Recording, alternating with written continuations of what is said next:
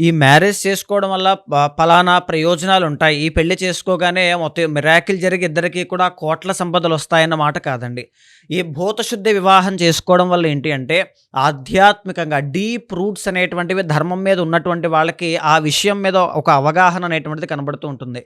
So, ఒక అగ్ని సాక్షిగా వివాహం చేసుకున్నప్పుడు కానీ, ఒక మనిషిని పరిపూర్ణంగా, మనస్ఫూర్తిగా ఇష్టపడుతూ, అతనిలో ఉండేటువంటి తప్పొప్పుల్ని నేను అంగీకరిస్తాను. నా ఉన్నటువంటి తప్పొప్పుల్ని ఆయన అంగీకరిస్తాడు. ఏ పని చేసినా ఇద్దరం కూడా మాట్లాడుకొని, చర్చించుకుని జీవితాంతము కూడా ధర్మం పట్ల ఆసక్తితో, సత్యం పట్ల శ్రద్ధతో ముందుకు వెళ్తామనేటువంటి మాట కోసము భూతశుద్ధి వివాహం అనేటువంటిది చేసుకుంటారు.